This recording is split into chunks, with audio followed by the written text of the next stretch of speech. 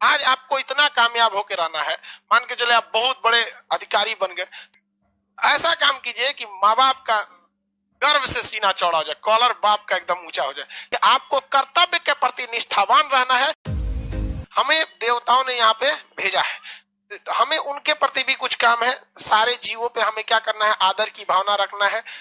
किसी निर्जीव को मतलब मान के चलिए कोई मुंह से बोल नहीं सकता, जानवर ज्यादातर मुंह से कहाँ बोल सकते हैं अपनी पीड़ा को, उसके प्रति भी हमें क्या रखनी है भैया, आदर की भावना रखनी है।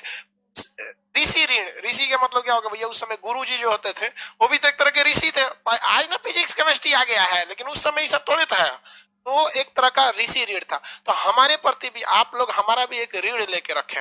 यहाँ हम आपको पढ़ाते हैं सीरियसली, तो आपके प्रति मेरे प्रति आपका भी कर्तव्य है कि भाई हम जो आपको मेहनत से पढ़ा रहे हैं तो आप मेहनत से पढ़िए ना, ये आपका भी क्या है कर्तव्य। पितृ ऋण, आपको अपने माता पिता के प्रति भी अपना एहसानमंद होना है। देखिए माता का भी ऋण है, पिता का भी ऋण है, लेकिन हमारा समाज मातृ सत्तात्मक ना होकर कौन सा सत्तात्मक है, पितृ सत्तात्मक है। पितृ सत्तात्मक होने की वजह से हम लोग थोड़ा सा पिता को महत्व ज्यादा दे देते हैं, तो उनके प्रति भी हमारा और आपका कर्तव्य बनता है। देखिए ध्यान से, लाइफ में हमेशा कुछ ऐसा काम कीजिए ताकि माँ बाप का नाम आपसे रोशन हो सके। बचपन में ना मेरी प्रिंसिपल मैडम थी, क्रिश्चियन स्कूल में पढ़े थे, सीबीएसई बोर्ड पूरे सीबीएसई बोर्ड में थे, अब पूरे बोर्ड में अकेले काला हम थे। तो वो हमें एक बात बहुत बचपन, आज से लगभग 1997-98 में एक बात बोली थी। उस वक्त हम लोग छोटे थे बहुत, तो वो बोली थी कि बेटा देखो, तुमको अगर अपनी पहचान बतानी है ना, अपनी पिता का सहारा लेना पड़ता है। सबको इस समाज में अपनी पिता का सहारा लेना पड़ता है। हमें अपनी पहचान बतानी है, कौन है। जैसे आप गांव में जाते हैं, अपनी पहचान क्या बताते हैं, पिता का नाम बताते हो। तो कहती थी कि बेटा तुम लोग ऐसा काम करो ना कि आने वाले 10-20 साल बाद जब तुम बड़े हो, तो जब तुम्हारे पिता को अपनी पहचान बतानी पड़े ना, तो उन्हें अपने पिता का सहारा ना लेना पड़े, बल्कि अपने बेटा का सहारा लेना पड़े कि मैं इनका पिता हूं।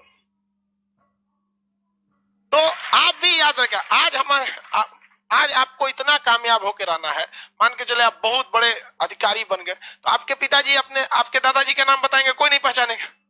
लेकिन अगर आपका नाम बताएंगे, आप अगर सक्सेस रहेंगे तो सब लोग पहचान जाए, अरे बैठे बैठे बैठे बैठे, समझ में, चाय पानी पीजिए। ऐसा काम कीजिए कि माँ बाप का गर्व से सीना चौड़ा हो जाए, कॉलर बाप का एकदम ऊंचा हो जाए। लेकिन लड़का लड़की क्या करेगा, पटना आएगा, उसको प्रेम हो जाएगा, भाग जाएगा, हो गया, इससे भी बाप का नाम होगा, कहेगा हमारी बेटिया भागल थी।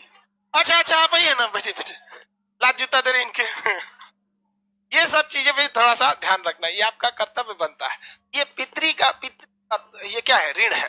तो ऋण कितने प्रकार के, 3।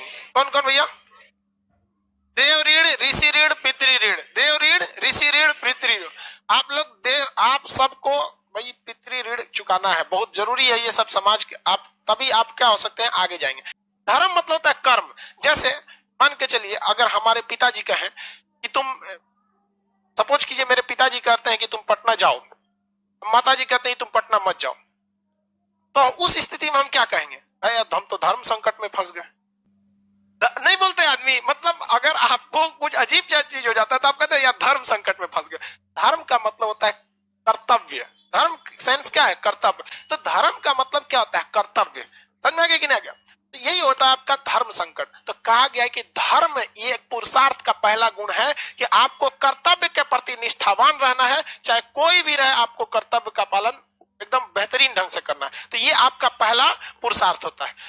अब हम जैसे हमारा क्या है भाई, अब जैसे हर व्यक्ति का अपना अलग अलग धर्म का मतलब समझ में आ गया, कर्तव्य। हमारा कर्तव्य क्या है, आपको टाइम से पढ़ाएं, अच्छे से समझाएं, ताकि आपको छोटी सी छोटी चीजों को समझ में आए। किसी भी तरह का भेदभाव ना करें। ऐसा नहीं कि हमारा कोई रिश्तेदार आ जाएगा तो क्या अलग से कुर्सी दे देंगे। दिया कल को हमारा रिश्तेदार आया था, जमीन पे बैठा था, देखे फोन किया था मामा जी को कि भाई सीढ़ी पे अटके हुए हैं हम। तो ये हमारा क्या चीज है, धर्म चीज है। ये आपका भी धर्म है, आपका अलग धर्म है। कौन सा आपका अलग धर्म भैया, आपका धर्म क्या है, पढ़ाई का करने का। सबका अलग अलग है। कभी कोई भेदभाव होता है, नहीं होता। लड़की लोग के साथ भी कोई भेदभाव नहीं होता। कौन सा भेदभाव होता है, सबसे बड़ा भेदभाव आपके साथ यही होता है, आप लोग लेट से आइएगा, आपको गेट खोल दिया जाता है। कोई लड़का लेट से आए बिना पिटाए नहीं जाएगा। आप आइएगा तो आगे एक स्टाफ रहता है, पीछे एक स्टाफ रहता है।